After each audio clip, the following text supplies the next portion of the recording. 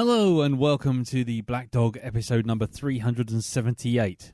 378. 378. Wow. I think the phrase, some people get less for murder. At this point. Yeah, I think so. At this point, you could listen to one every day. Yep. And still have 15 years of your sentence left. Yeah, pretty much. Still have 15 years left. Anyway, hello. Welcome to the Black Dog podcast. I'm Lee. I'm Darren. I'm Jim. I'm Elton.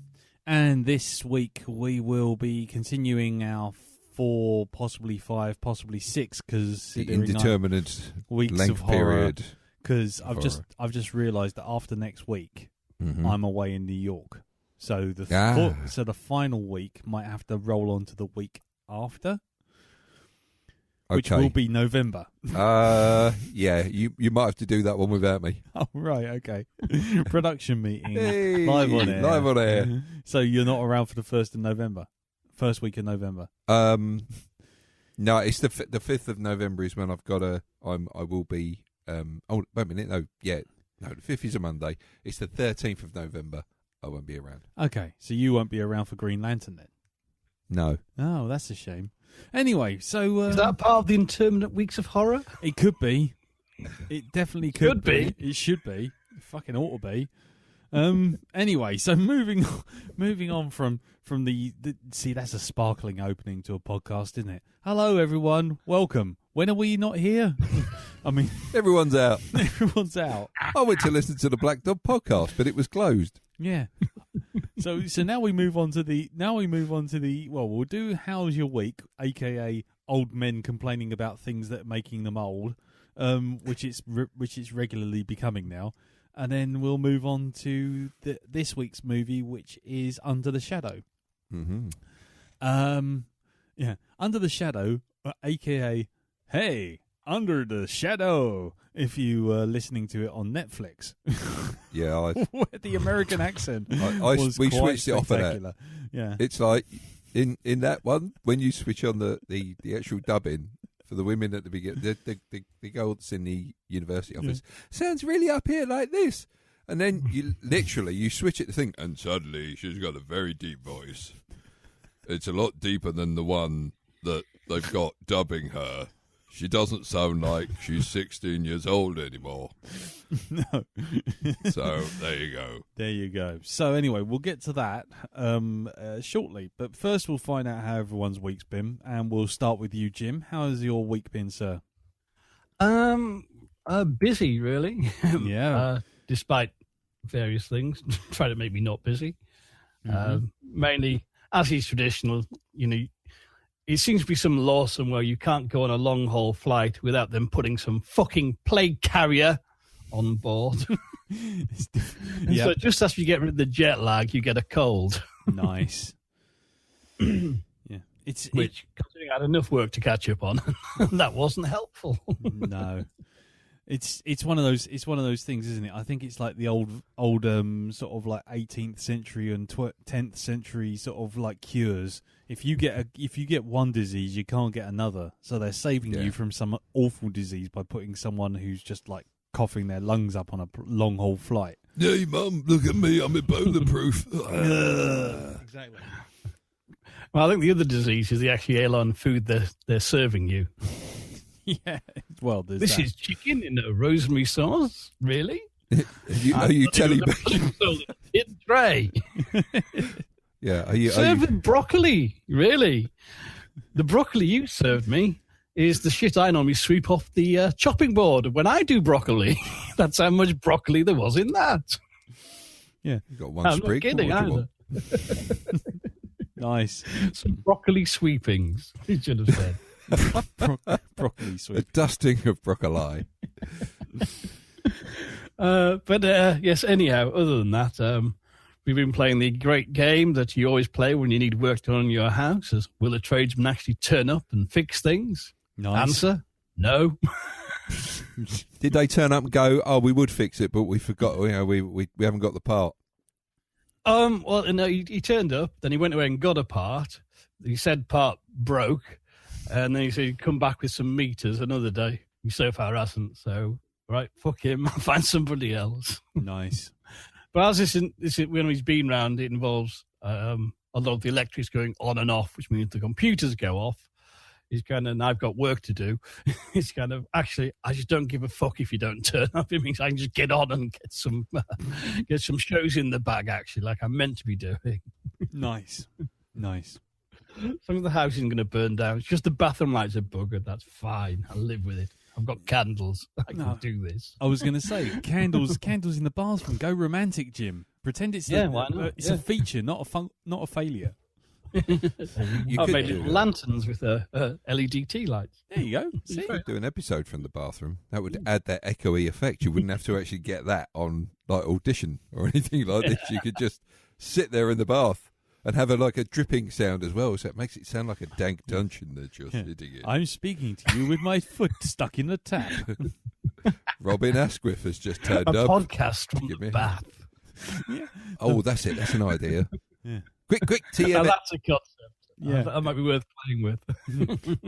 The bathysphere, they call it. No, not from Bath. From a bath. Or a bath in Bath. A bath in Bath, yes. Yeah, A bath in Bath doing a podcast about baths. Yeah. Bathception. Baths. Oh, man. Look at this. We're just such a creative writing team here. I'm writing it down. I'm mailing it to myself in a jiffy bag. Monkey tennis. Exactly. Anyway, carry on, Jim. Sorry. But yes, despite that, though, and despite having a cold, I've been fairly busy. I've got some guest appearances coming up. I'm obviously, this has started happening now. It gets to October, and I'm in hot demand to appear on podcasts for some reason. I couldn't imagine why. Yeah. So I've got 2 coming out in the next couple of weeks. I joined up with the lovely Mr. Eamon Clark again on the Mega City Book Club podcast. Nice. To do the Halloween episode for that this year, which is talking about the recently reissued Dracula file from Scream. Oh, nice. That was fun. I mean, it's always lovely talking to Eamon, and it's a great show to go on. And if you like your 2000 AD and British comics, you should certainly listen to it. The other one was a bit more of a severe undertaking. I did get notice of it quite a while ago. It's for Earth2.net, the show, which is the flagship, flagship show for that podcasting network, which hosts Twice as Bright, Half as Long, Hey an Actor, by Messrs. Wilson and Probert of this parish. Yes, indeed. Among many others. And Mr. Ian Wilson has a new section where he takes over the main show called Flip Chart Jury, where you get some guests and they rank a set of films. So for them, Bond and the Christopher Nolan films, and the next one's for Halloween, and it is the Halloween franchise. Ooh. So the past 3 weeks or so, I've been working my way through all 10 Halloween films and then had to rank them 1 to 10 for this show, which we did with Mr. Ian Wilson himself and the head honcho of Earth 2, Michael Sims, who I've been listening to for years. So that was kind of really nice to actually chat to one of my sort of podcasting heroes. Nice. I think Mike was one of the first podcasters to go on to Patreon. In fact, I heard about it through him doing it. So. Oh, right. Well, there you go. Yeah, he's a true pioneer. Lovely chap as well. And he was full of cold as well. So it was a bit three old men moaning as well at his show. And in the time it's taken you to record that podcast, another Halloween's come out. Well, yes. It should all just, tie in nicely, as it were. Nice. I'm hearing good things about it, by the way. I'm hearing very good things. It's kind of, I might even go and see this one. Yeah, I might do too. Yes. Cool. So that was lovely. That was a very good, entertaining discussion, and that was most of my viewing as well taken care of. Yeah, I can imagine. Pretty much. Other than that, I did my 400th episode. Nice. I'm in the process of launching a new podcast and just waiting for bloody Apple to sort their lives out and rubber stamp it. Nice. It's going to be a cat in a pentagram if it doesn't come up soon. It's been there over a week. He's like, look, it's only a short infographic. Listen to it, rubber stamp it, and then I can do the rest of the admin, and then that's done. That's it. But yes, so other than that, it's just been podcasting, no lights in the bathroom, and a lot of Inktoberring. Oh, yeah. Good work with that, by the way, sir. Very good. Very cool. Yeah. Unfortunately, the trouble with the Inktober, it starts off doing quick doodles and they get more elaborate, and now I'm going to give myself a nervous breakdown. I'm have to rethink this. It's taking up too much of my time. I'm stressing about it. Yeah. Right there with you. Cool. Okie dokie. Right. Well, in which case, unless there's anything else, sir, we'll move on to Elton. Yes. Cool. Okay, then. Well, over to you, Mr. Elton. What about you, sir? How's your week been?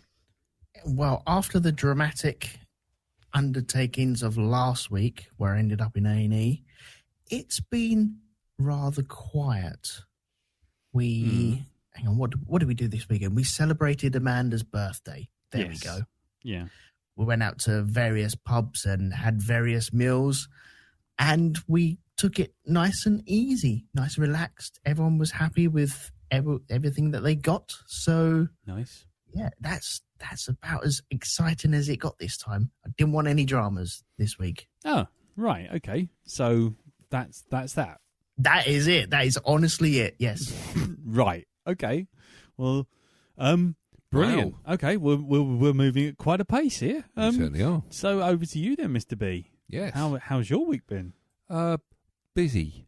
Yes. Busy. Busy work. Yes, busy. indeed. Yeah, go on. But in the time that I did get off, the time that I wasn't doing work, I sat down and I did one of those, late to the party things. Oh, yeah. And I sat and watched the first season of Broadchurch.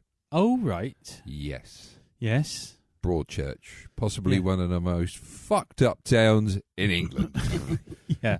I ain't fucking shitting you either. No. Right? It's I've got to watch the other two seasons that come with it, of course, but the first season, my God, it kept me intrigued. It's very well written, and it just leads you up so many garden paths. Just when you think you've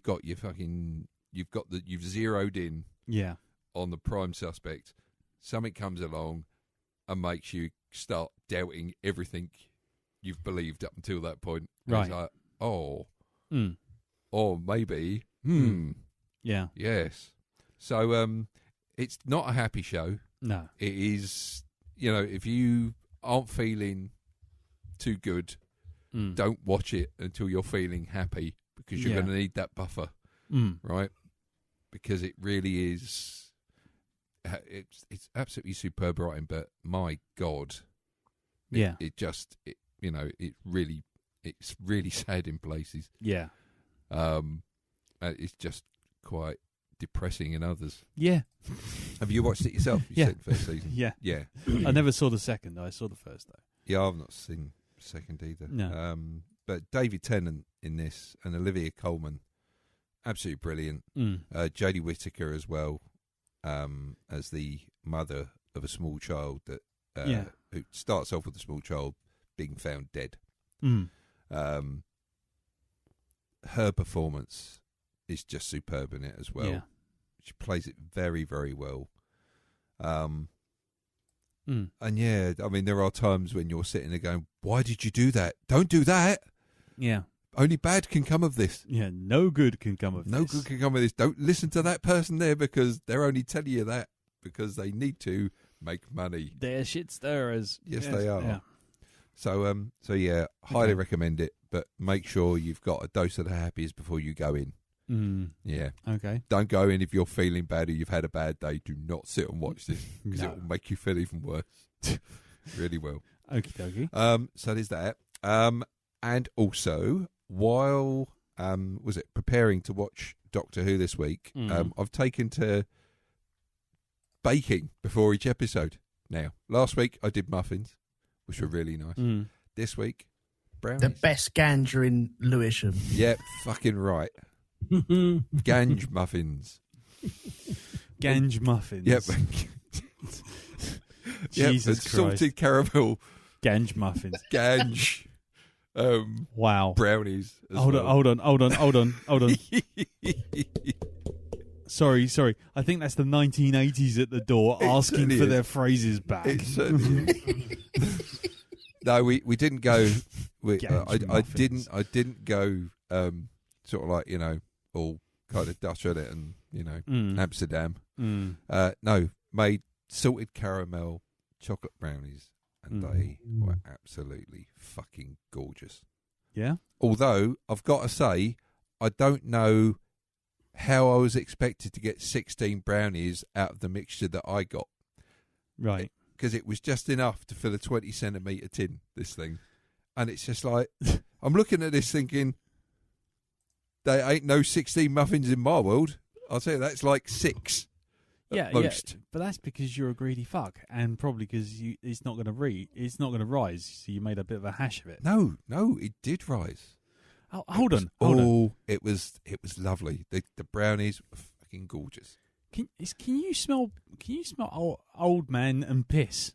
Because I tell you what, we've gone just because you can't work magic with an oven. I baked fucking bread, motherfucker, and it came out like out of a bread maker. No, proper loaf. Yeah, but I've got it. It was in there. I've only just cleaned up the tin because it fucking burnt on the edge. Oh, so you've eaten the evidence? Oh yeah.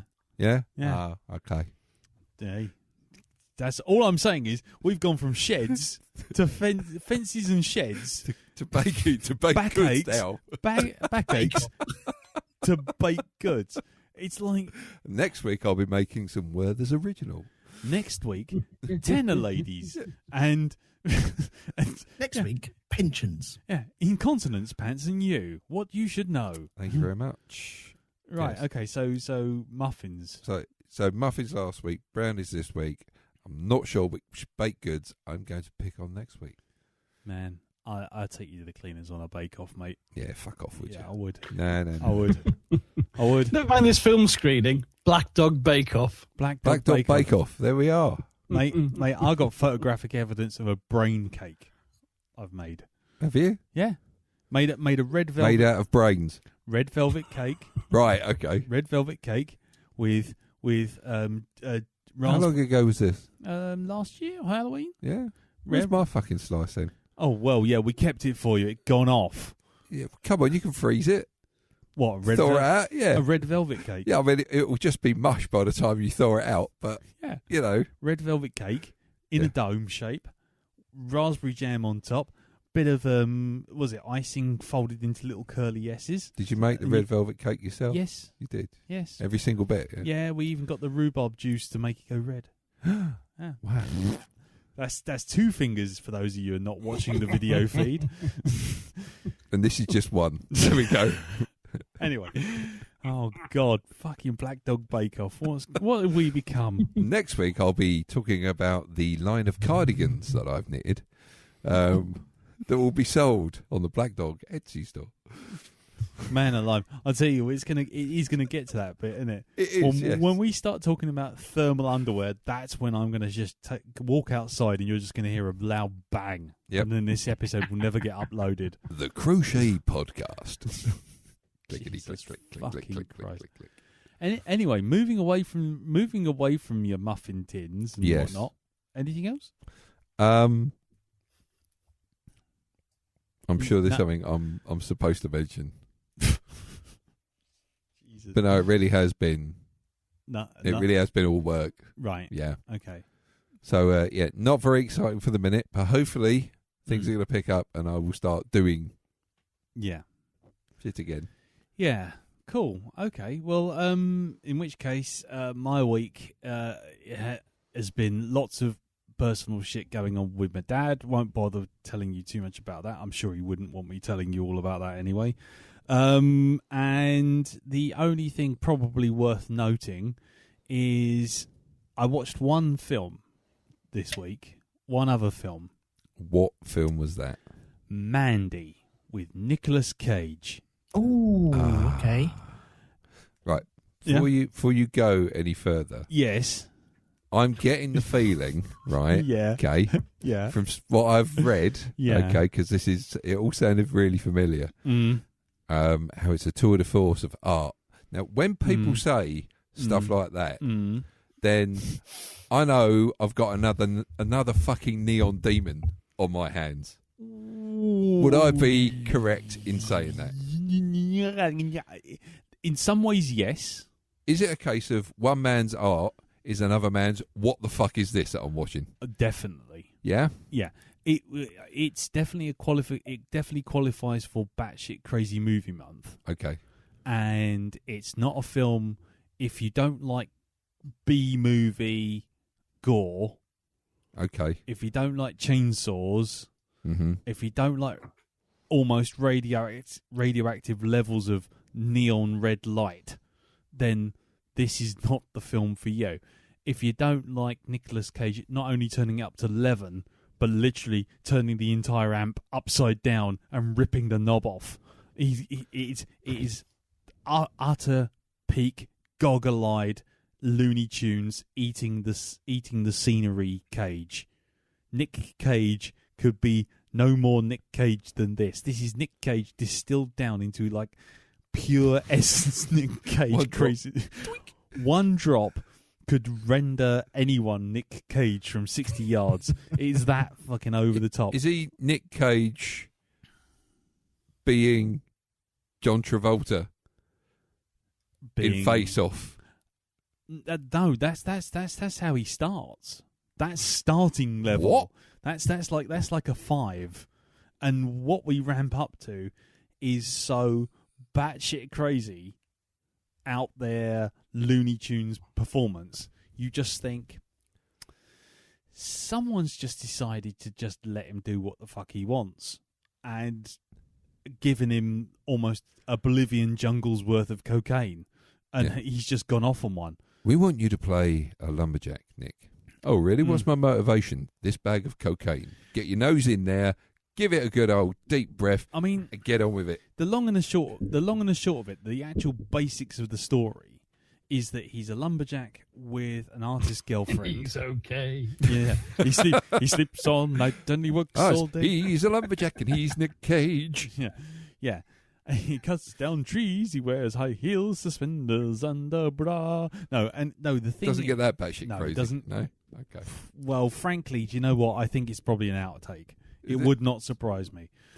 But essentially, what happens is he's living in a log cabin in the middle of the woods with his artist girlfriend, and essentially, she is kidnapped by a cult leader who just happens to notice her and driving through town, driving around, sees her, and then basically decides, I'm having some of that, and kidnaps her.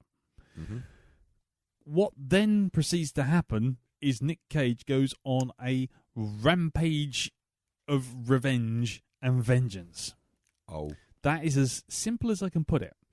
But what also happens is the director sits in the darkened room and has 3 screens in the room playing various Jello movies at himself and goes, you know what? All these Jello movies, you know what they really need? They all need to be mixed together and have Nic Cage in them. And you go, some of this stuff makes sense. Some of it's just random scenes just thrown in there. Some of it might be happening, some of it might not be happening. All of it might be just a fever dream. Nic Cage might be off his knockers. Or the cult leader could be the devil. I don't really know, but lots of people are going to die horrible, gory deaths at the hands of Mr. Cage. And and then you get various, culty kind of events happening and yeah, I tell you what, I don't think you will like it. No, I honestly don't think you will. I can see into the future now. It would be just a bit too out there for you, I think. Not in terms of what the story's all about, but just the way it's filmed. Yeah. It's properly Jallo stuff. It really does just throw all the colours at the screen and go as far into the 80s B-movie sort of pseudo art aisle as it possibly can. I would be interested, however, in hearing what Jim thinks of it when he sees it, because I'm sure there is a lot of stuff in there which is very. It feels like a lot of the stuff is referencing other stuff that I don't know or I'm not getting, because there's some stuff in there where it just goes a bit it goes overly surreal, and you just go, why? I mean, effectively this is Death Wish versus The Hills Have Eyes meets The Wicker Man in the forest. And it shouldn't be as surreal as this. It should just be a pretty straightforward, linear kind of thing. And then all of a sudden, it just opens the crazy can and goes at you for like an hour. And yeah, I'm still not entirely sure how I feel about it. To be honest, I mean, my initial thought was I fucking hated it, but sometimes I kind of get little flashes of it, and I think, you know what? There's clearly something else going on here, and I wasn't on board with it, or I just didn't get the references. Is that this week's horror suggestion for?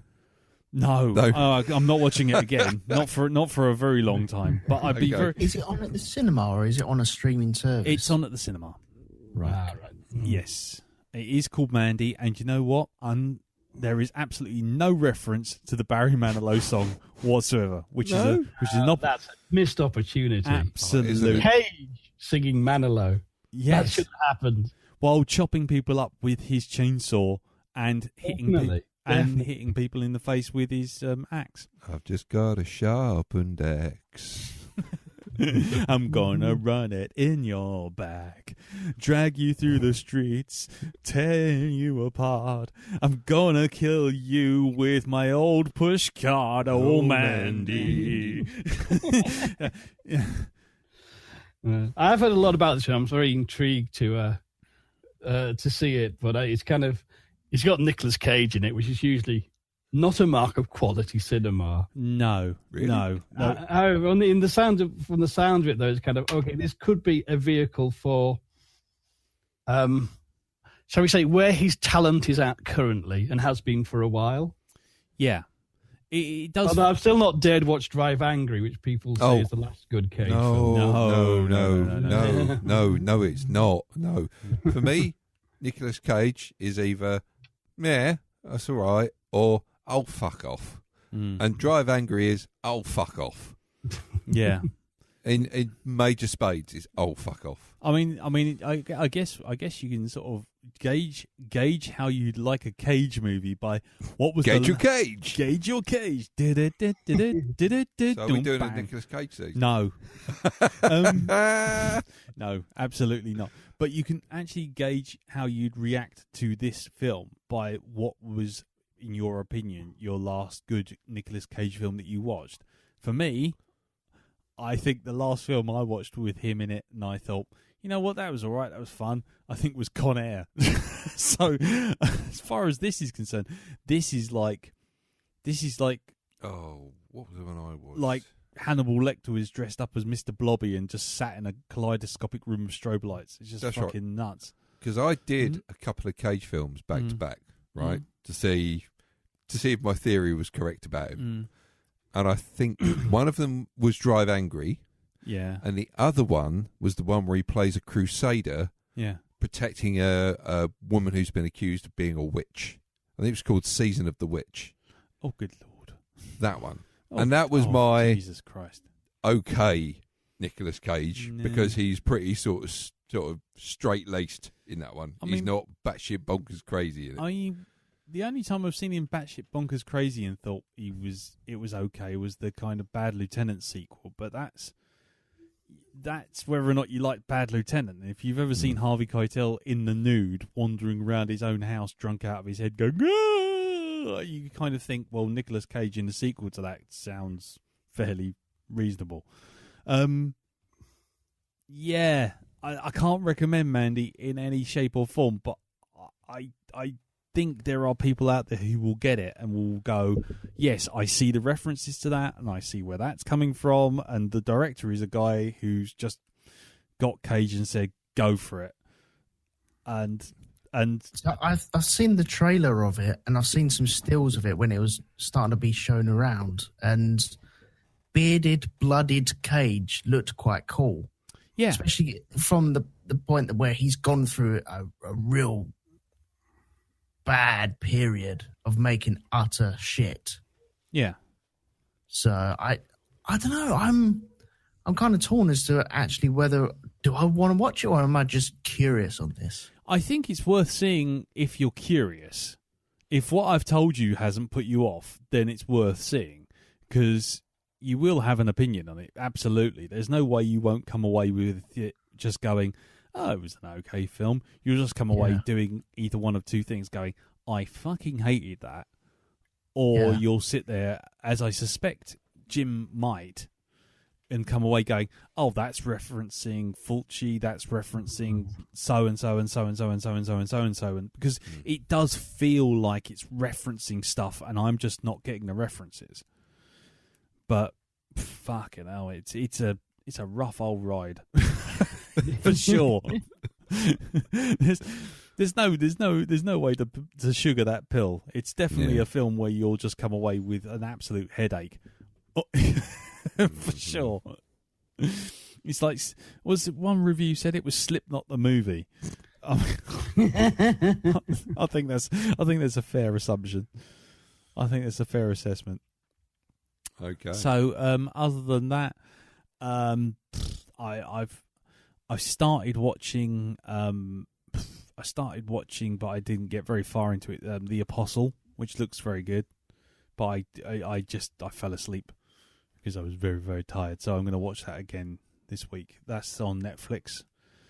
And that's about it, really. And I've been jazzing up the computer so that we don't have any lag, hopefully. So, yay! Yay for Patreon paying for a sound card. Hooray! Thank you, Patreon people. You have paid for the sound card, and that's why it sounds like we're not all lagging and stuff going at the moment. Woo! Woo! Now I've said that, it'll all just detonate while we're recording. Right. So that's that then. That's our week. And we shall move on to this week's film, the second in our random length weeks of horror, which is my choice, which is Under the Shadow. Roll the jingle.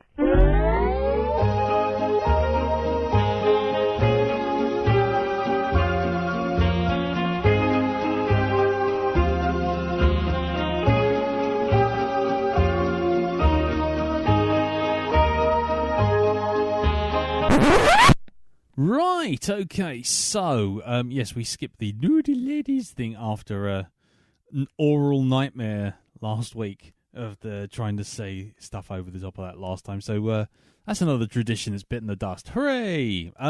So here we are, Under the Shadow. Under the Shadow is a 2016 internationally co-produced Persian-language horror film written and directed by Iranian-born Babak Anavari. In his directorial debut.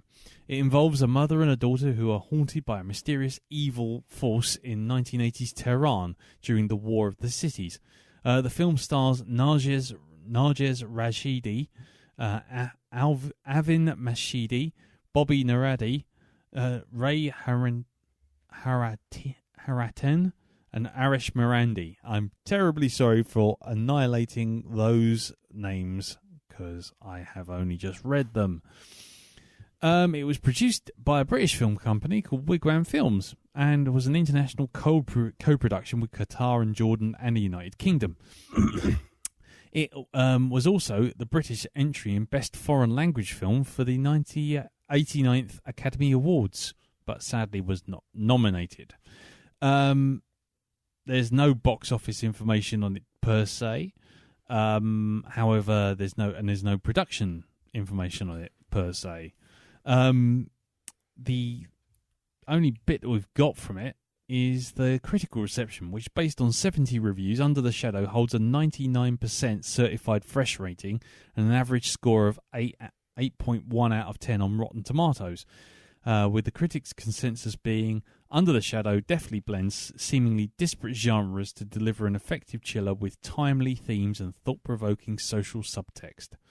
The film currently holds a 84 out of 100 on Metacritic, indicating universal acclaim, and Hollywood Reporter praised Rashidi's performance and the directing. In the 9th of July 2016, the film also received the H.R. Giger Narcissus Prize for Best Movie at the Neuchâtel International Fantastic Film Festival. I probably ruined that as well. And in 2016 December, Mark Kermode named the film one of his best of 2016. That is the entire Wikipedia in a nutshell. So, I've seen it.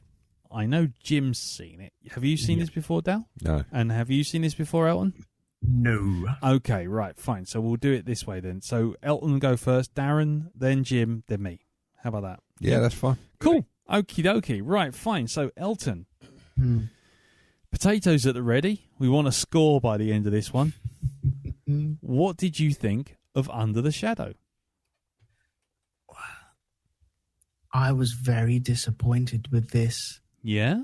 I know I'm going in hot, but I was really disappointed with this. I was expecting a lot more. Uh-huh. Okay. I feel, not that you guys built it up, but it's because it's horror season and normally I get the shits. not just because, I've eaten something, but because I'm a massive wuss. Now, maybe I've grown into a very brave boy. I doubt it very much. But this, I didn't not like the film. I actually quite liked the movie. There was a lot to bring away from it. But as a horror, I don't quite get it. I didn't. Okay. It really hit that mark where it didn't hit the Lake Mungo mark, shall we say. That's one of the peaks on which I aspire to be shit scared about. Which is really interesting because, sorry to interrupt, but I always find that really interesting because I remember when watching Lake Mungo, I didn't find, I felt like you do now, which is watching a film that, while it didn't scare me, certainly had me intrigued about the story, and I always felt more sad than I did scared with Lake Mungo. But, yeah, cool, okay, that's interesting. I think with Lake Mungo, though, there was the eeriness about it, and there was a creepiness. There's a real creepy undertone to that. Whereas you had a couple of layers on which to build that on. You had the layer of the photos and the creepiness going on, and then all of a sudden the camcorder stuff that you're able to see. And you can grab certain things out of that film at different times, and different people can grab things out of the same viewing as well. Whereas this, I was intrigued by the story of staying in the building. I was intrigued by what was going on in the building as well, how the families developed and bounced off of each other, and little things of people being assholes, like the owners of the building saying, tell your wife to shut the gate. And then you had the supernatural thing going on behind, and I don't think that was very effective to me. That was the weakest part of the actual movie. I thought, first off, watching this on Netflix, I was not expecting a dubbed movie. I was expecting a subtitled movie. And when you're expecting subtitles, and then all of a sudden, like Darren said at the beginning, where you have like someone with a really deep voice and they're going to talk like this all the way through, and it's supposed to be a lady, and you're like, oh, this is weird. It's like watching them old French BBC One programs that they used to stick on about 4:00 in the afternoon. And yeah, it was, I really came away enjoying the actual film, but I was really disappointed that it didn't scare me at all. I think if you're watching the dub version, that explains everything, Frank, for me. Yeah. Really? Yeah. Yeah. Because the dubbing is fucking shite. It really was piss poor. We put it on and it was like, no, back to the menu, turn on the subtitles. Can you do that? Yeah. You can do it as you're watching the film. Yeah. Because just from the 2 minutes I saw, the dubbing was murdering the script and any tone the film had. Yeah. Oh, no. I made it to about 20 seconds before I looked at Rhea and she looked at me, made a face, listening to the audio, and it was kind of like, no, switch off. Yeah, it was very D'Artagnan and the Four Muskehounds, wasn't it? In terms Yeah, of it's like Elton said, like the fucking flashing blade. Of where they're actually modulating their voices to try and sync up with the lip movements, which means you get people talking very strangely like this sometimes. And I'm on a horse. Ha! He has peanuts. Kills the film. Kills it. It's so dead. I didn't know that they did that on Netflix. Yeah. Oh, what a dick. No, it's okay, mate. It's okay. Well, you know, Is that that's like a checkbox, isn't it? Somewhere. yeah, you know the option to turn on the subtitles, which is like the little speech. No. Okay. Clearly, I don't. When you get the menu that pops up at the bottom, when you press pause, yeah, and you get the little playhead, little playhead. You got the fast forward, you got the play, and then you got the fast backwards. Yeah. But then you've also got at the other end of the playhead, right on the sort of far right, a little thing that looks like a speech box. There's people hitting their heads on their desks about this right now. And if you're watching it on a phone, that speech box is up in the sort of top right. Yeah. Okay. And then, now this was on my TV downstairs on my little stick that I have. I just don't want to know about your I little think stick, mate. If I go into a film and it has subtitles, I go with the subtitles. And I've never really, it's been maybe 20 years, maybe 25, maybe 30 years since I've seen a program that's dubbed. Yeah. And it just caught me off guard. And then I thought, I'll just settle down to watch this. Yeah. I mean, that's the way they wanted me to watch it, so I did. Yeah. I will be honest, I watched it twice this week. The first time I watched it with the dub on because I was lying in bed watching it.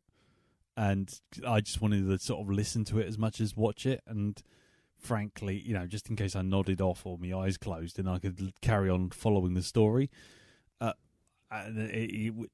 dub all the way through to the very end was fucking awful. Also, you can't read the subtitles with the duvet over your head. This is the thing. It is a little difficult.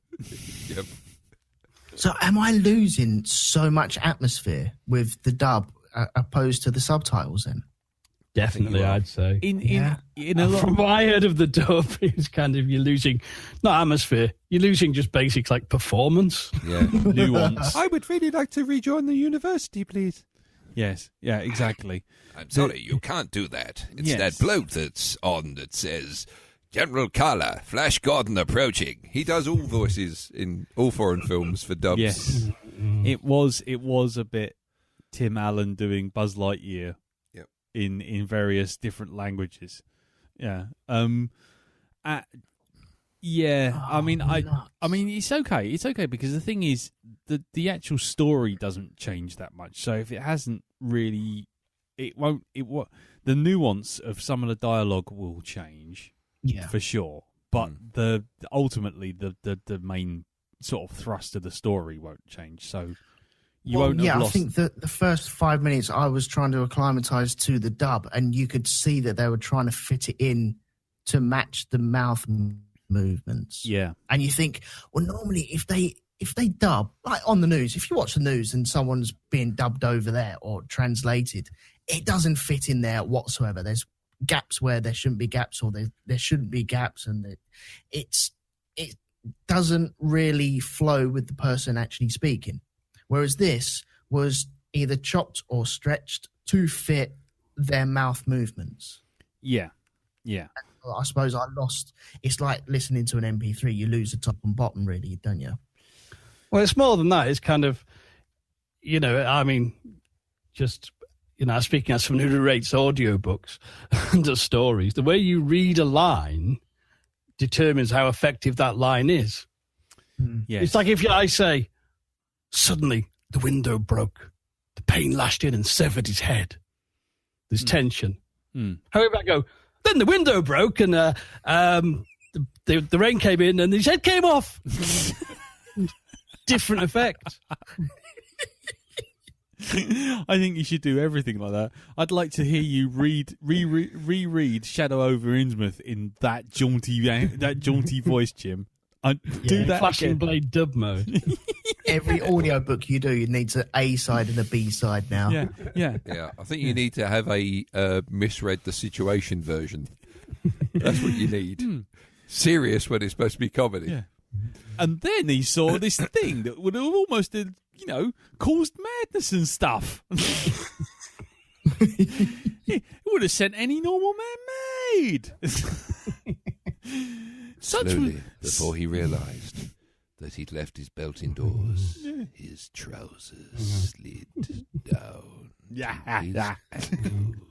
But so this is the problem with dubbing, though. So often you're taking an actor's good performance and replacing it with a bad vocal performance. Yeah. Yeah, definitely. Well, yeah, the actual dubbing itself, they dubbed the whole movie, didn't they? Even to the point where if glasses moved, there was someone in a studio somewhere. It felt so detached from the actual pictures you were seeing. It just felt like two worlds. I was watching and listening to two totally different tracks. Yeah. Yeah, you definitely were getting a lesser experience, I'll be honest with you. But, like I say, the overall experience of the actual film, the thrust is still there. It's just, it's undermined, let's put it that way. But anyway, carry on, mate, go on. Well, okay, this movie could be, she died when the scud hit the building type movie, couldn't it? Yeah, there is that, very much. But I thought that as she was attending the father, I think it was upstairs, and honestly, I think her story and her family story was really interesting. I liked the way that she had secrets from the state. She got in trouble with the state at certain times as well. And this is going to sound like I'm so ignorant, but their house was more Western than what I thought it would be. Right. I think that's from news reports and other things where I think, well, I don't know what I think. I'm treading very carefully here, but it was more westernized than what I thought it would be. And so that was eye-opening as well. I just wasn't expecting that. And then you have the father going off and you think, okay, well, that's just going to be a story that's never going to fold back. And then all of a sudden you get the phone calls from him and then they change and the little girl comes into her own where is she creepy? Is she crazy? What is going on? And then this doll is playing havoc with you as well. It's got them wide dead eyes in it and you're thinking this is going to get really creepy at one moment. And then it doesn't. It just doesn't. Something doesn't happen. Do you remember that photo of me at the zoo with my big poncho on, where it is, I think it was like a leopard. No, that wasn't leopard skin. It was zebra skinned. Yep, I look at that picture every night before I go to bed. I thought you did. I touch it lovingly while touching myself. Well, okay. I had a photo a couple of years ago of me in a poncho, and it was a zebra skinned thing. And I remember that. Yeah. And it was the haunting thing would just look like that to me. It just didn't have any scary thing about it. I just didn't really quite grasp the essence of what it was trying to do. And then you're left with it's still got hold of you because her book's upstairs. And there was something missing that I didn't quite latch onto and really didn't dive into. but I really enjoyed it. But I think maybe that was down to the dubbing.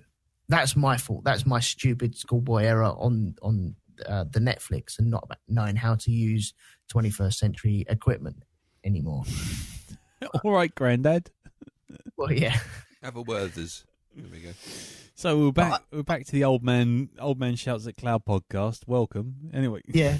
I'll just get my son to set up the time on the VHS player. You're a 12 o'clock blinker in your house, aren't you? Is it one of those Ferguson video stars that you've got there? You know, the ones where you have to literally jump on the buttons because they're built like fucking diving boards. Videotron.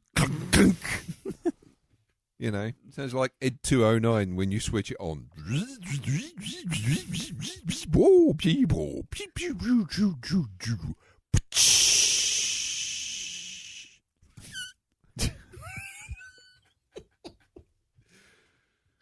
Oh, dear. Okay. I did enjoy it. I think I may have lost something in the translation, my stupid brain. But, yeah, it wasn't scary at all. So no potatoes from me. A zero potato. Oh, yeah. Okay, yeah, fair enough. It didn't really get creepy at all. There was one creepy bit where I thought, and then they didn't do it, where they went down to the basement. There was another raid, I think it was, and you saw her, and they were the only family left in the basement. And you thought, oh, man, that is really creepy. You've just had lots of families down there, and all of a sudden, you guys are alone. And then they had the power cut where she dragged her daughter down. Oh, no, she told her to go get her coat, and then she came out, and you think, oh, that's not her kid. You son of a bitch, that's not her kid. And then you get down there, and she flashes a light in her eyes, and you're like, oh, that's not her kid, man. That's not her kid. And it is. It's just kind of, it was. Something could have really happened there, and it didn't happen to me.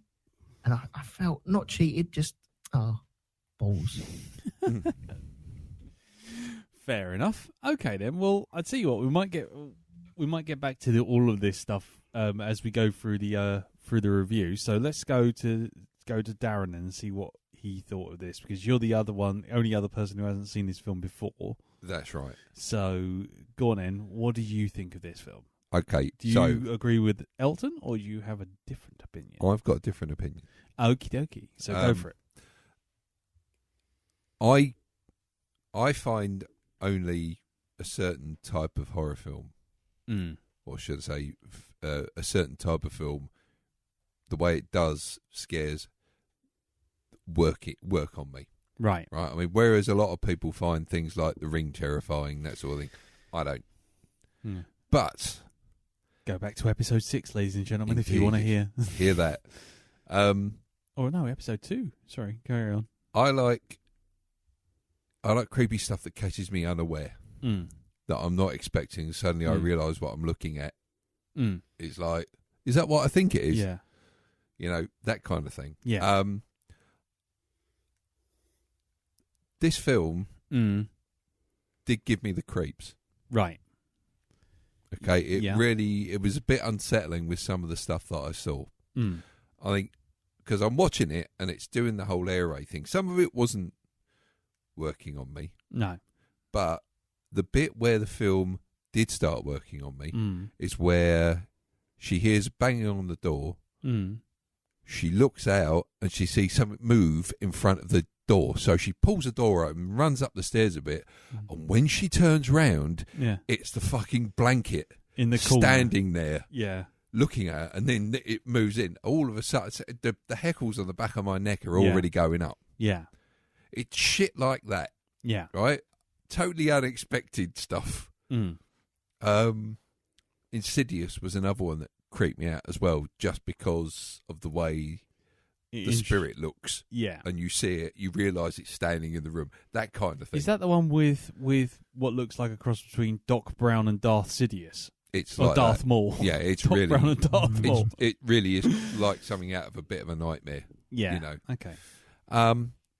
So this film was successful in creeping me out just because I thought it's the atmosphere it created in certain scenes. It's the fact that you've got by the end of it, slowly people are leaving the building. Yeah. You know, they're going. She's slowly being left alone, her and her daughter. Mm. Until it does get to that stage where it's just those two together. Yeah. And I thought it ramped up the tension just nicely with this as it went on through. And it's the ghost fucking with the both of them. Yeah. You know, doing the whole divide and conquer thing. Mm. So, like, getting her Jane Fonda tape and pulling all the tape out and leaving it in the bin. Yeah. So that she blames the daughter. Mm. You know, and literally separating the two of them so that it would be easier for the ghosts to then pick them off. I also like the contrast where she's quite, you know, she's got an extremely sensible head on her shoulders. Everyone else is superstitious. She's not. Yeah. You know? She's the rational one. Exactly. Yeah. Right? I like that as well. The fact that she's a great believer in science and not in mystical mumbo jumbo. Yeah. You know? And it's her realisation that actually maybe people were right, even if they do go a bit theatrical with it. Yeah. You know? That there is something, there is another plane of existence that's invading on this one. Yeah. You know? The bit where they're running to the car, I love that bit because the one way you can always tell that something's not quite right is when they don't show you someone's face. Yeah. In a certain scene. Yeah. And when they were running to the car, they didn't show the daughter's face at all. Yeah. Getting to the car. Yeah. So it's like, no, she's going to turn around. Yeah. Yep. Yeah. Yeah. And the same bit where they're in the bed. Under the bed. No, where the main character's in the bed and her husband is suddenly there. Oh God, yeah. Yeah, that. Yeah. You know, and then the duvet leaps up and fucking tries to kill her. Yeah. You know, that kind of thing. So yeah, I thought it was very well shot. Some of it made me angry. Oh yeah. With the way the authorities, the way you know what they believe is like a great crime. Yeah. Running down the street at night apparently is a shameful thing. Yeah. What is this? Europe? What? Cover yourself up. Oh, Switzerland. Yeah. And it's like, Jesus H Christ, your city is having the shit bombed out of it, and this is important, is it? Yeah. You know. Yeah. Let's sort of like get some fucking, let's just take a step back here and look at this situation. Yeah, but that's part of the social commentary of the whole film, is that she's trapped by not only by what's going on outside, but what's going on inside and what's going on in her head. Yeah. But anyway, yeah. Sorry, carry on. So, just to sum it up, I quite like this. Yeah. I thought the scares were effective. Mm. I think they had a jump scare at one point. The hand through the glass. That. Which was really well done, because you don't see the hand coming up to glass. It appears out of the glass. Yeah. Usually they do a thing where they give you negative space, and that always primes you. If you know what you're looking for, you can always tell.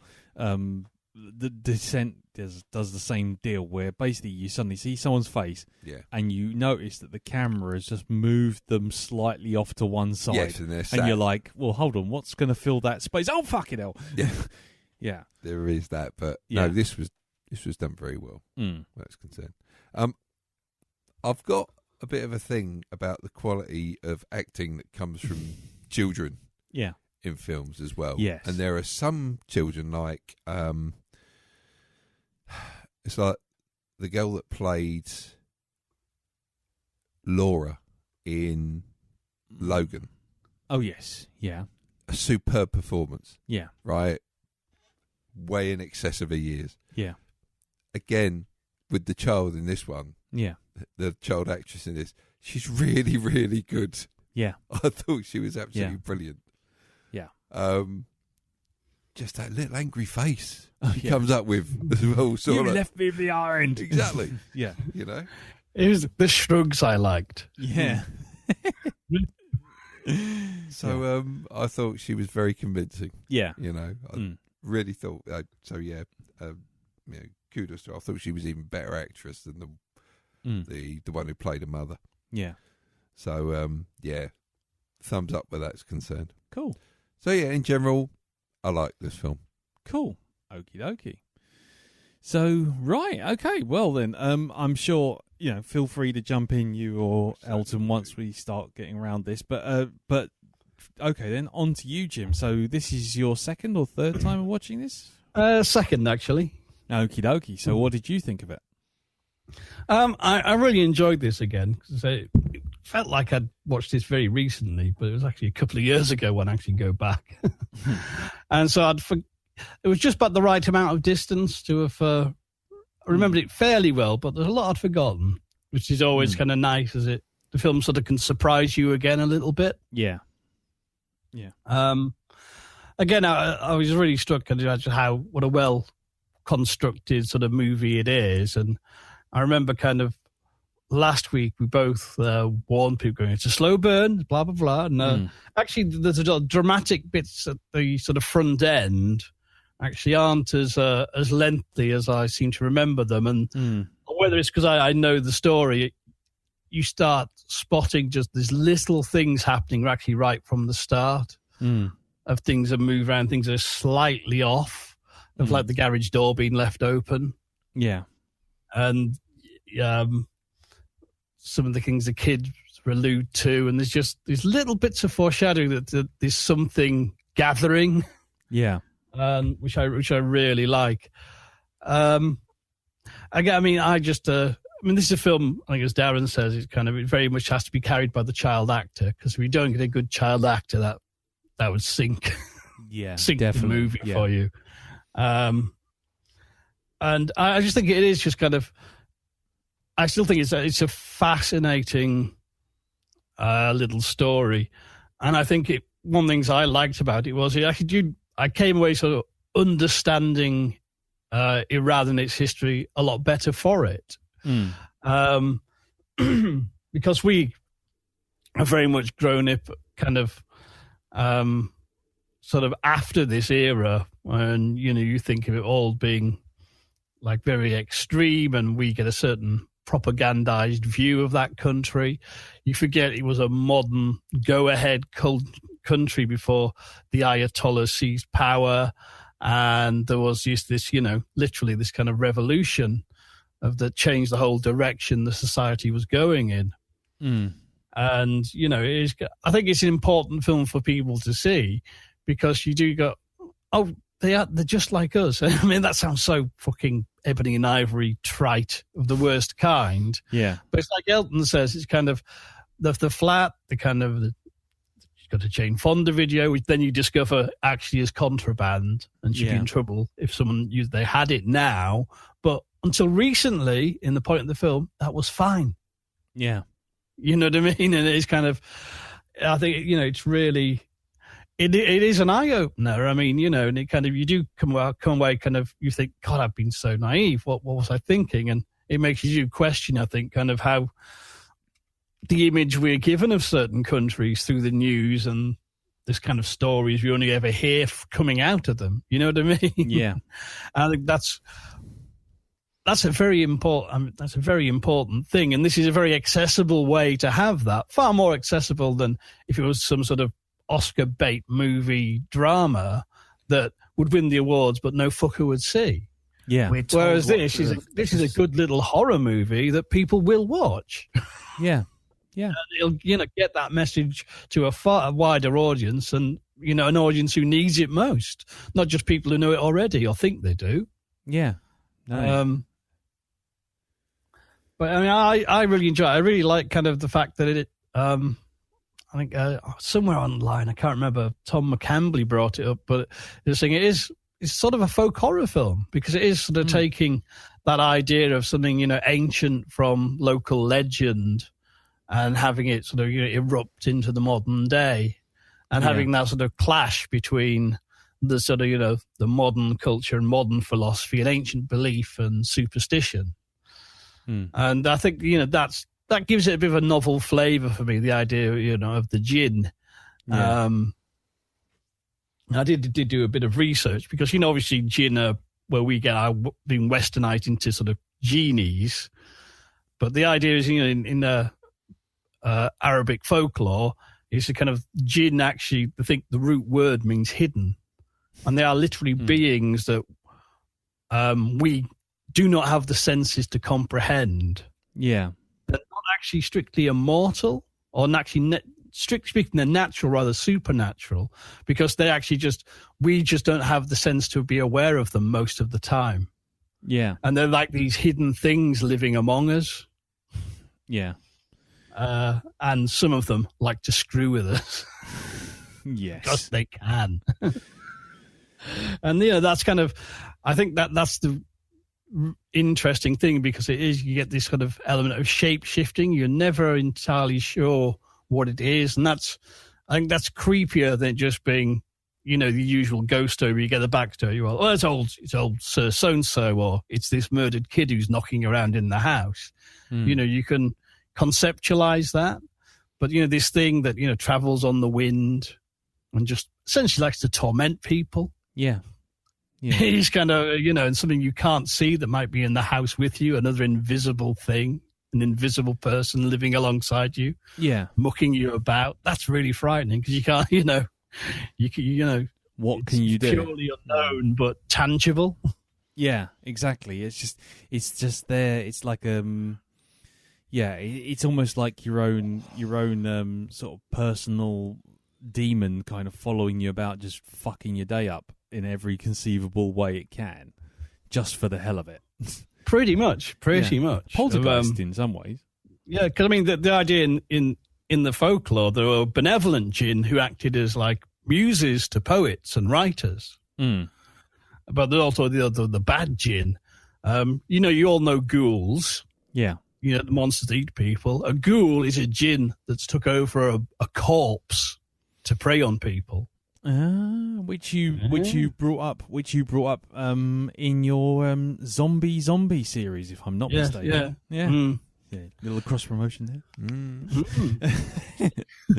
So I think there's a lot of interesting aspects to it. I mean, I think it is a really good, just little film, and the fact that there's a few things that I'd forgotten that scene where it did manage to fake me out again, because and you see where the stairwell scene Elton referred to, and it is the kid, but then later, not long after, they actually double down on that, because the kid's under the bed and she goes to rescue her. Yeah. When she pulls her forward, there's just this huge set of jaws inside the hoodie. Yes. I'd forgotten about that. I was a genuine kind of sort of moment. What the fuck? Oh, shit. Completely forgotten about that. Yeah. Damn it, you got me again. Well done. Hats off.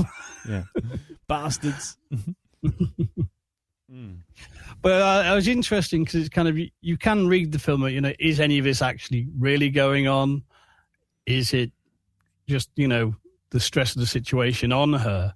And even that ending of kind of, she knows she's left the book and she's going to find the doll's head is missing, and therefore there'll be no closure. Well, I have a slight different theory on that. I mean, it kind of bleeds into my review a bit, but the whole point was that the jinn basically needs to basically possess what you love the most to essentially demonize you, to harass you. And when the film starts, there's a kind of the daughter loves the father more, and really isn't, there's a kind of disconnect between mother and daughter. And by the end, both of them have come to appreciate the other and find that they are the most precious thing to the other person, so that they can leave the other bits behind, because it doesn't really matter anymore. And so the jinn has got two worthless items. I like that. So basically, the mother now appreciates the daughter and loves her the most, more than her career, more than the book, more than the medical history.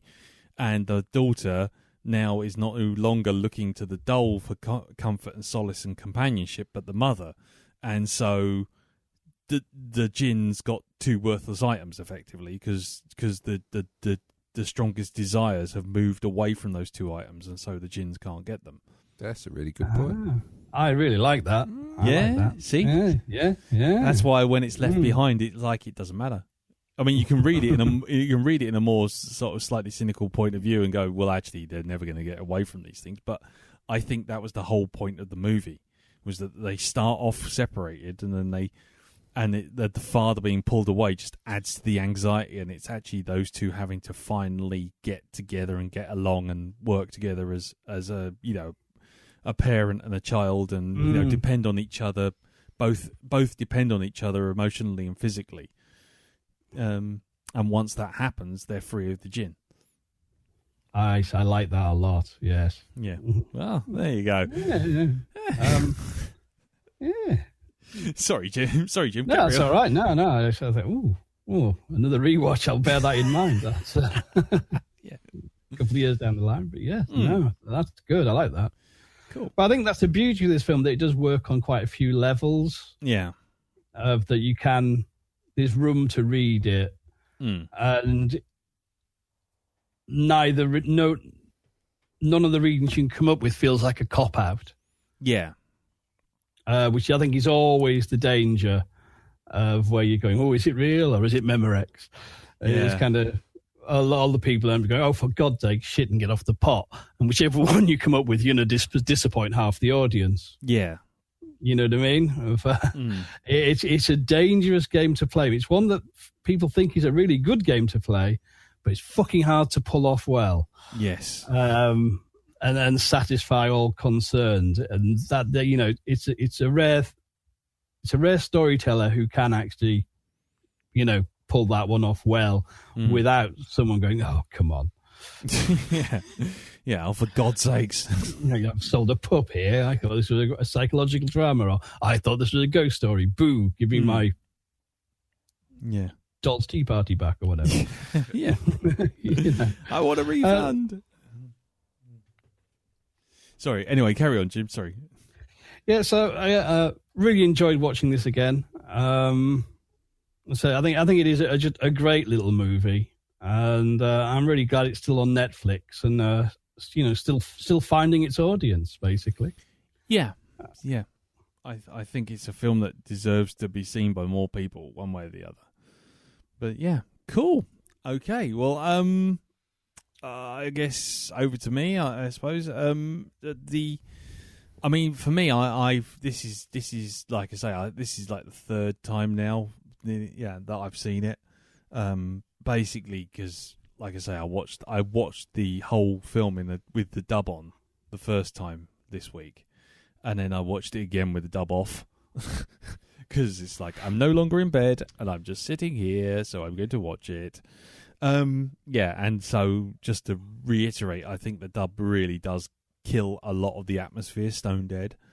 I think so too. Because I tell you what, the most effective scare for me, and it's the one that goes back to, now this is going to sound like one of those, oh, I'm so special kind of things, but I always used to have trouble sleeping when I was a kid.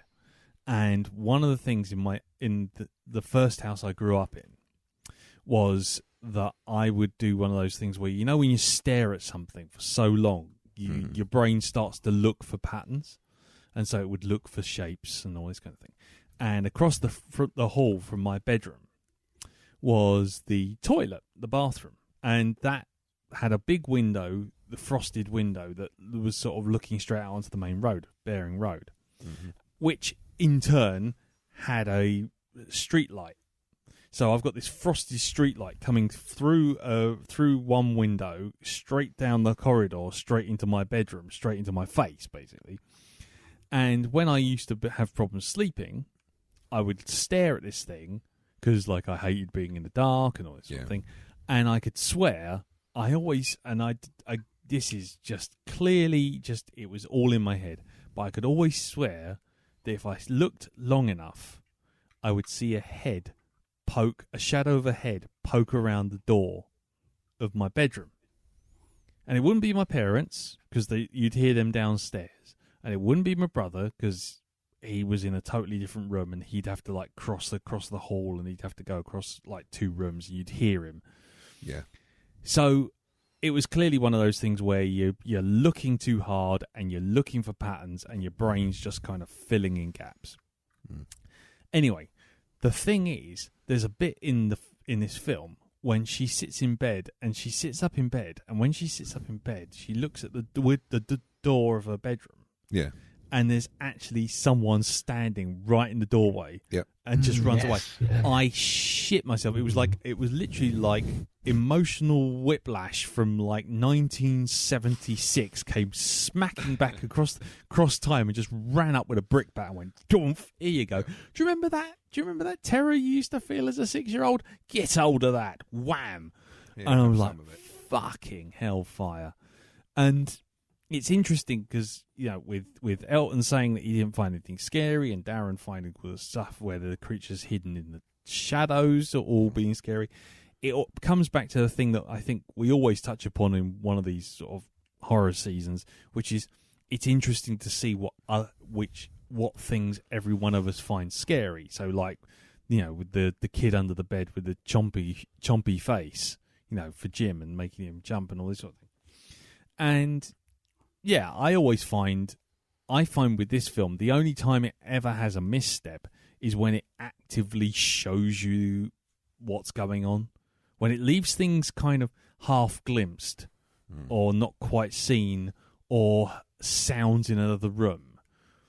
All that kind of thing. Or when the kid starts doing, the Mr. Pipes kind of thing of kind of looking into the distance where there's no one there and going, "Oh, she's telling me I shouldn't go with you." And you're like, "What? Stop looking at nothing. That's scarier than showing me some CGI blanket floating in space." And so I really find a lot of this quite effective. What I also find with watching it this time round was there's a lot of, I don't know which one came first, so we're going to have to kind of balance this up with a caveat that one might have come before the other. Yeah. But it reminds me a lot of Babadook. Right. Have you seen that? No. Right. Anyone else seen this yet? Yeah. Babadook? Yeah. Well, basically, it's one. Sometimes a lot of these monsters, as I'm sure you know, Jim, I'm preaching the converted there, but a lot of monsters represent aspects of someone's life as opposed to actually a creature. What they're really doing is representing, I don't know, anxiety or inability to do things. So in the terms of Babadook, it's the mum's inability to look after this child who's got sort of severe emotional issues, and she's losing the thread because she's running out of sleep and running out of energy. And in the case of like Under the Shadow, it's very similar. It's kind of like what this Djinn really represents is, and they actually say it in the film. It's about anxiety. The Djinn is lured in by anxiety. It's this feeling of complete helplessness. She can't escape from the house because she's not covered up. She can't escape her life of drudgery because basically she's done something and the government and the ruling body has just decided enough's enough, and you are never getting out of your situation. You are going to be a lady in the house doing nothing else but looking after the family. And she's trapped by the fact that she's with a family. She can't do anything about that. Then she becomes even further trapped by the fact that the husband moves away. So she's now trapped in the house with a daughter who she doesn't really get on with, doesn't understand, can't control. And then even further than that is the one place of safety, which is her bedroom, is then invaded by this Djinn. And then on top of that, everyone in that building leaves, so she becomes isolated. And then on top of that, a fucking missile comes through the ceiling. Yep. So it's just like every single level of safety and retreat is completely cut off from her, and she's just completely isolated and anxious. And that's what the Djinn really represents. And I find that sort of stuff really interesting. And then obviously that's why I came to the conclusion that how they manage to escape is that they find escape by trusting each other and finding this whole thing of, by reconciling with her daughter and understanding her daughter and her daughter coming to trust and rely on her, they both work together and become the most important thing in each other's lives, and so these trinkets no longer hold power over them. And that kind of thing, those kind of monster movies and horror movies and ghost stories or whatever you want to call them, they almost stop being about being scary and trying to scare you, but actually telling you a really interesting drama, like a human drama, and just having the monster, the boogeyman, whatever, being a representation of all those fears, just to keep you ticking along. Because it could have just taken that djinn away and just had it as like the mum having an emotional breakdown because she's just trapped by the system, trapped by her family, trapped by circumstance, and trapped by this daughter that she can't really empathize with. And I really enjoyed it. I mean, it's a bit me probably highbrowing it or whatever and just overthinking it. But I love films which do that, where you're sort of saying, yeah, this isn't really a ghost story. This is just a family drama with a parent who needs to kind of get, reappraise where she is in the world and try and make do, sort of thing. Mm-hmm. And I found when it started to do some of the crazy CGI shit, that was when it was actually at its weakest. The bits when like Elton's bit with the kid on the stairs, the blanket being barely basically seen, like you said, in the corners of the room, with the head coming around the corner of the bedroom at distance, or something passing in front of the windows. All that stuff, super effective. The husband being in the bed and then suddenly being the blanket, that all was all super effective. But when it suddenly goes into sort of absolute overt, here's CGI blanket floating about, I stop caring. I don't go, oh, spectacle, oh, now I'm scared. I tend to go the other way. I tend to go, oh, spectacle, you've just decided to pull the pin on that. Pardon the phrasing. But but overall I think this is a really well made film. I think it's really interesting. I agree with you, Jim, that it's the social stuff about Tehran in the 1980s and Iran, and all this kind of Persian politics that's also keeping her in place, and the idea of videotapes as contraband, and this religious fervor slowly inveigling itself into their lives and making things even harder already. That's really interesting stuff, but making it accessible by going, ooh, it's a ghost story. I think that's really cool. I mean, was it the scariest film I've ever seen? Probably not. There are very effective scares in it, but I've seen scarier films in terms of just literally making me not want to turn the lights off going up the stairs. I found myself being disturbed by this film more than scared. Does that make sense? No, I can see that. Mm. Yeah. So I really enjoy this film. I think it's a really interesting film, and as you say, once you watch it once or twice, you start to see all these little nods and little plot drops that are sort of saying that this djinn was coming from a lot earlier on than when you suddenly go, oh, it just suddenly turns up like 3/4 of the way through the film. No, it was there from about sort of 10 minutes in, and you kind of like, oh, and when it starts bumping off other people in the building and they all start running away, and it's just that whole idea of this poor family being sort of more and more isolated is actually scarier than the djinn itself. Being in an empty tenement block in a place they're not even allowed by law to get away from unless they've got like particular clothing on and a particular time of day. They can't leave at night. They can't break curfew and all this kind of stuff. And it's just like, oh my God, that's more of a nightmare than just being in a room with a djinn, because it's another way of keeping them in there as well. I thought it was a really effective film. So I think that's where the the bog standard story that runs through this is really effective. Yeah. That's where I was kind of at with this. I liked all the stuff about. I liked the politics that was going on. I liked that she was hiding the videotape, and then when the videotape was gone, she was still doing her routines in front of the TV anyway, because that's what she would be doing to try and get her through her day. Yeah. Yeah, And- exactly. She can't get out. She can't do anything. She can't leave the child behind either. So, So normally I would be doing my stretches. So let's do my stretches anyway in exactly the same place I would be doing them. yeah. But yeah, I found that the almost oppression of the whole film was more interesting than the actual scares that were supposed to be thrown at me. Do you know what? Normally, this sort of stuff would scare the bejesus out of me, and it didn't this time. No.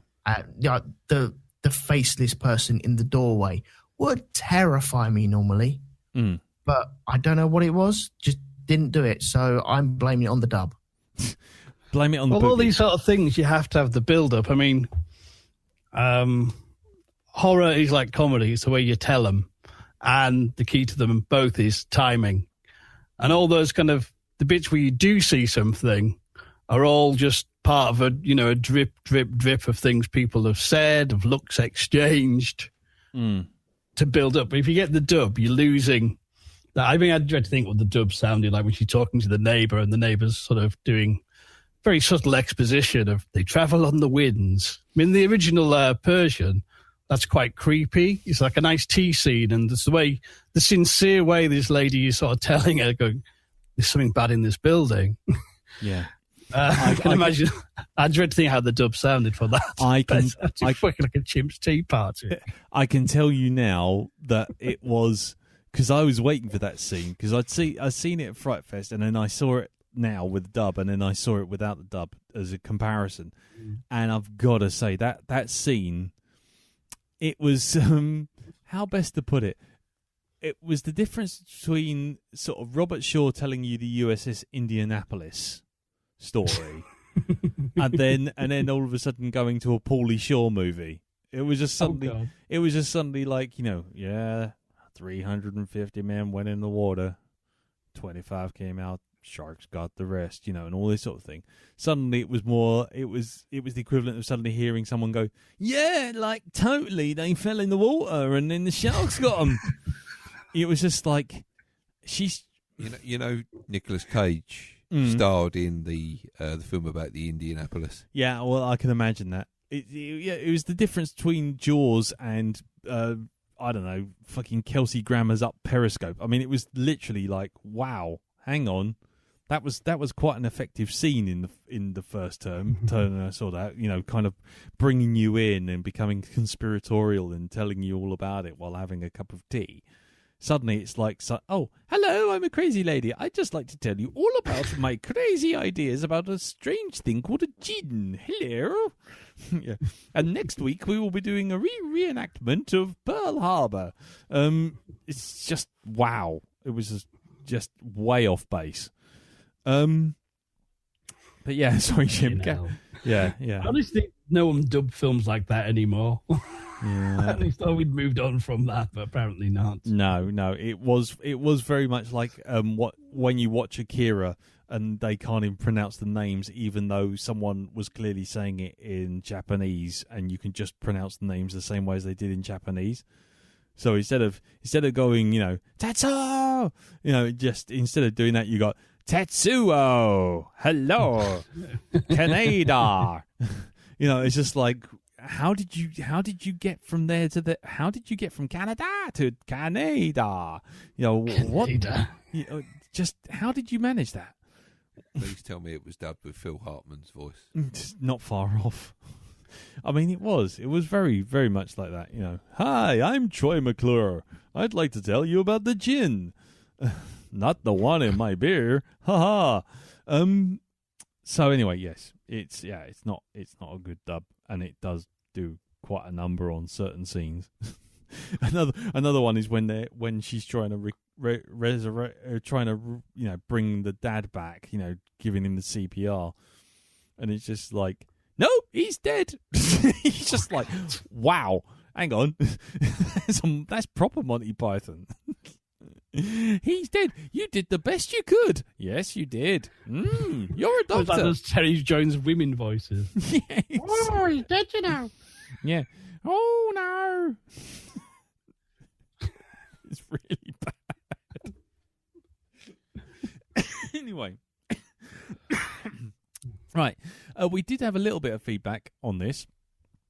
On the page, on the Black Dog Podcast web Facebook page, which is facebook.com/group/the Black Dog Podcast, and there's some feedback underneath the banner. One of them was from Mike Martin, who said, I gotta say, I don't know what the fuss is about with this movie. It's pretty standard jump scare ghostly stuff. I guess people are more interested because it's culturally different, but its heart, it seems like a pretty bland as far as horror goes. But what do I know? I loved Hereditary. I will just say that there was a further conversation following that where I kind of said, yeah, Hereditary. But you know what? I think next year we might do Hereditary, because I think it'll be interesting to see what someone like yourself, Dal, who doesn't like the half-glimpsed stuff, would think about Hereditary until it goes. If it's that kind of film, until it goes off into bonkers doodah land. But yeah, and then it spoils it. Yeah, then it pulls the pin on Wibble. It turns the dial up to Wibble. But anyway, then we got another piece of feedback, which was from John Campion, and he writes. Now this is a little bit more extensive, but I think he's got something interesting to say here. It says comparisons with the Babadook, which I mentioned, are inevitable given the film's focus on a young mother who finds herself suddenly alone and dealing with a child who can be difficult.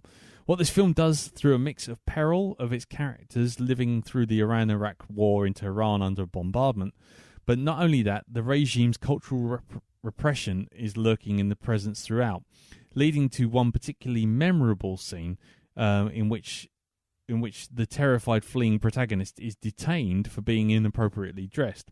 Obviously made on a small budget, but done with invention and the keen eye for a sense of dread. It's an interesting as well as its use of Islamic milieu, not often seen in horror films. It's not a film for the I watched a minute of this and switched it off merchants, but it builds intensity and dread steadily throughout and deliberately, and undoubtedly my main feature this week, all the more impressive as Babak Anvari's first feature as both writer and director. Sadly, the next Netflix version has been dubbed incongruously into English with a strong US accent. It says a lot for this film that is still engrossing and disturbing despite that.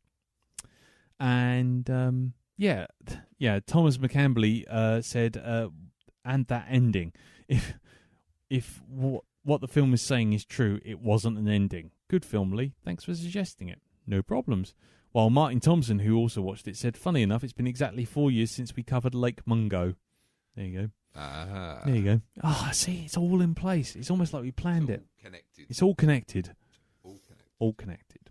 Anyway, well, as John rightly points out, the ending suggests that it isn't over, but I think it is. I think it actually came to a nice, neat conclusion by actually thematically wrapping it all up and robbing the djinn of its power. I really do hope that was the case. That would be a nice little. I think it'd be a nice little point to end it on. Yeah, because the reason I thought that, just to kind of clarify, is there's a scene when she sees the book has been taken from her drawer. Yeah, because she unlocked the drawer. She checked the drawer, and as soon as she checks the drawer and leaves it unlocked, you think, that's it. That's the book. The djinn's got the book. It's done the last number. And she goes up onto the roof for her daughter. And then she sees through the hole which the scudder's left.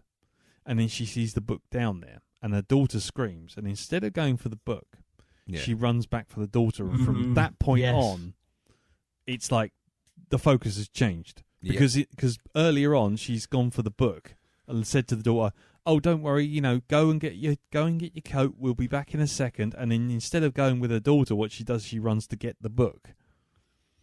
and then leaves the drawer unlocked. Whereas once we've moved a little bit further along the narrative, she sees the book in the scud hole after it's been taken, and she's like, "Take me," and here's the book, sort of thing. And then all of a sudden runs off to get the daughter, and it's like, no, your focus has now shifted.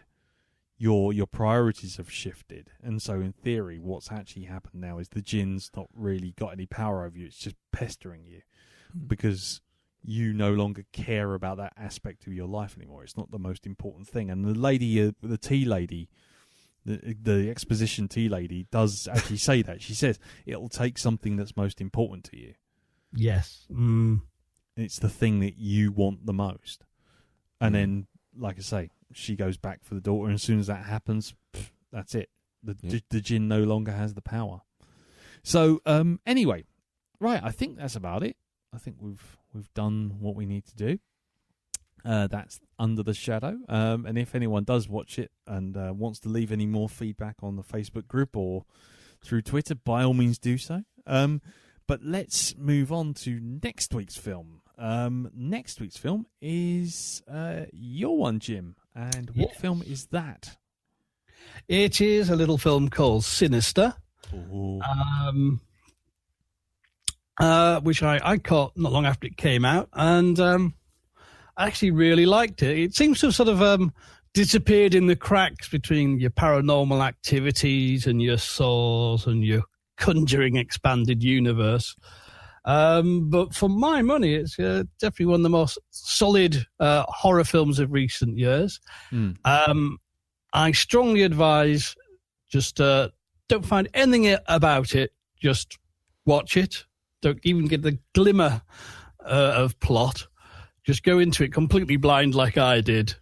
Because it's a story that has some interesting aspects to it, shall we say? Okay. I think it's a lot of fun, and a few people might need the roof on. Okay. It is creepy. Okay. When you say fun, that worries me. Yeah. Jim's idea of fun isn't necessarily everyone's idea of fun when it comes to horror movies. Last time he said fun was 4 years ago, and we ended up watching Lake Mungo. That's true, yeah. Yeah, there you go. So take the word fun under advisement, I think, is probably the best way of putting it. Okay then, so that's Insidious. No, it's not Insidious. Sinister, sorry. Sinister. Yes, Sinister. Is that the one with Ethan Hawke? It is, yes, yeah. Right, okay, that's about all I know about it.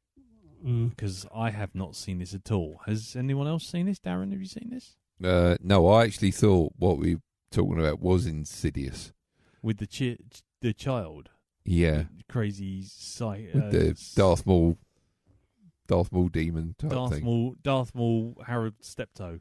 Yeah, the Judder Man on fucking acid. That one. No, I don't think it's that.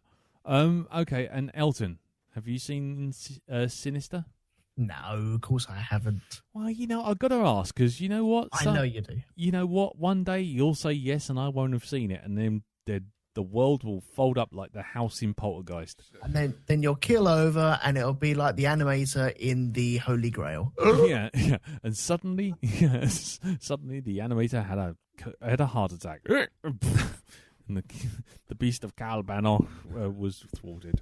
So I've not seen it. Darren's not seen it. Elton's not seen it. This is a proper mystery monocle, Jim. You've hit us with now. I think it's an interesting one because it came out at a point because kind of horror went through a transition of trends, shall we say?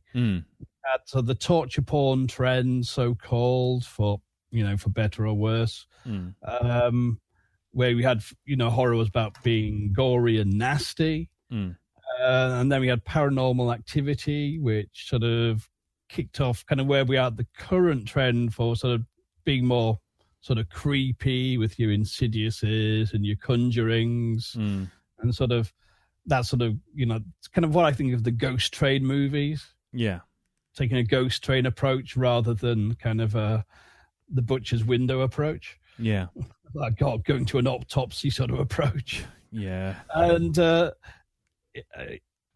it's got elements of both, but blended really interestingly. There's even like a found footage element that's worked into the plot really well. Oh, right. Okay. Which is interesting. So it's a film, if I remember rightly, it was written by a guy who started out writing for Ain't It Cool News. Oh, never mind. And it's a guy who loves his horror and loves, creepy stories. And you can sort of see that love and knowledge of the genre in the movie, because it covers a lot of bases in an interesting way. It's got a bit of everything. That's why I say, it's for me, a very fun horror movie.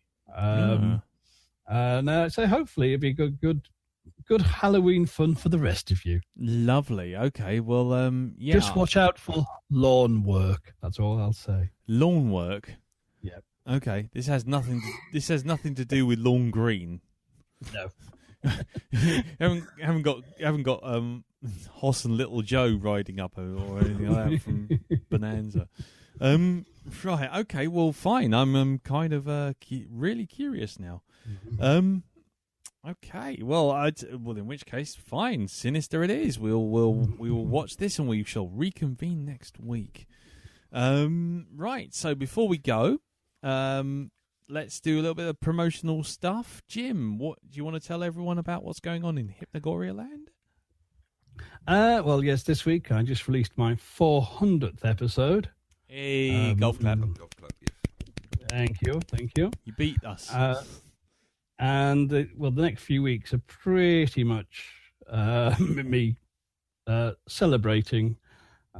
Firstly, I'm releasing on the Hypnagoria feed the first sort of 2 episodes of a brand new show, a brand new podcast, which is going to have its own feed called Commentary Cast. Nice. Which I've just released the info cast for that on the Hypnagoria feed today. And then this weekend I'll release the first proper episode on the Hypnagoria feed as well, so you can get a taste of it, which is a commentary for Monty Python and the Holy Grail. Yay. Cool. Yes, no, that's about it for me. Apart from my guest appearances I mentioned earlier to watch out for. Okie dokie. And over to you then, Elton. What's going on in the Rogue 2 land?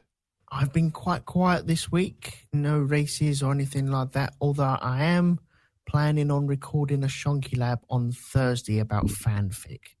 And it'll be back on Mixler. Instead of the YouTube that we've been using for a little while. Yeah, we're going to jump back onto the Mixler. So if you fancy coming along and letting us know what you think on fanfic, if you read fanfic, if you write fanfic, let us know and pop along.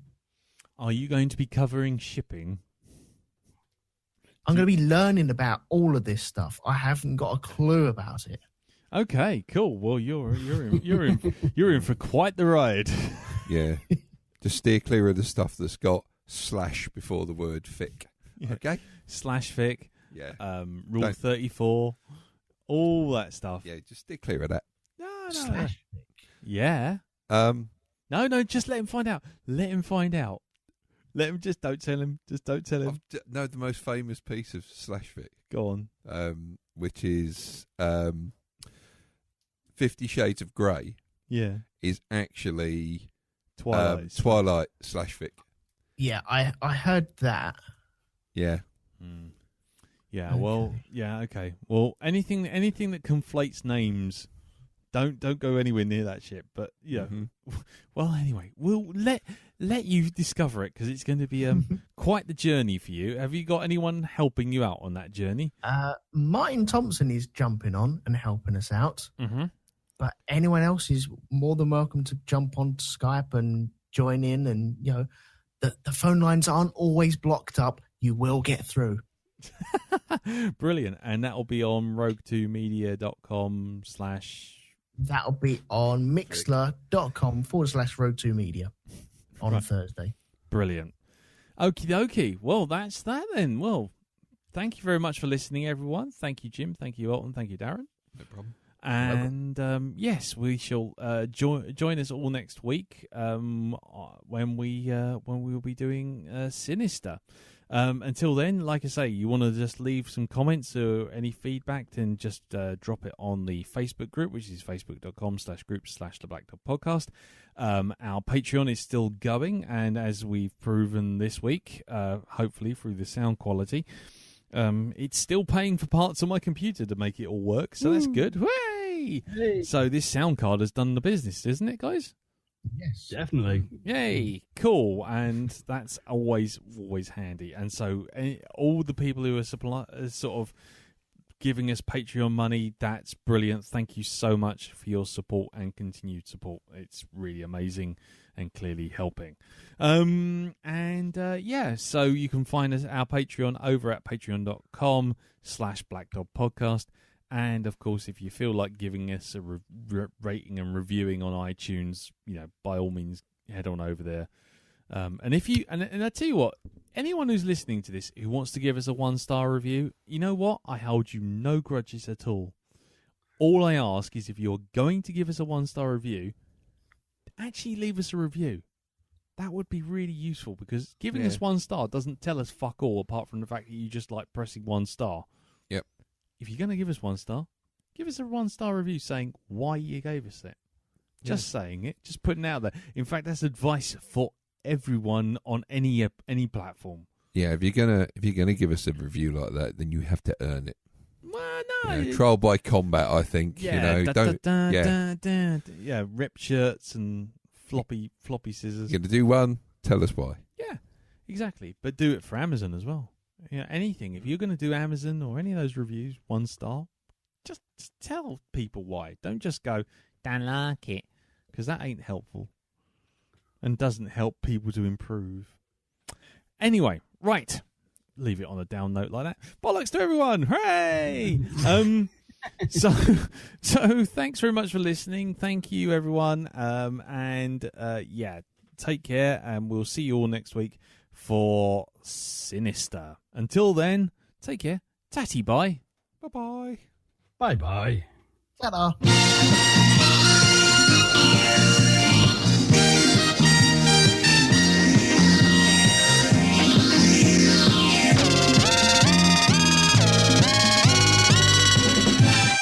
Oh, bollocks to it.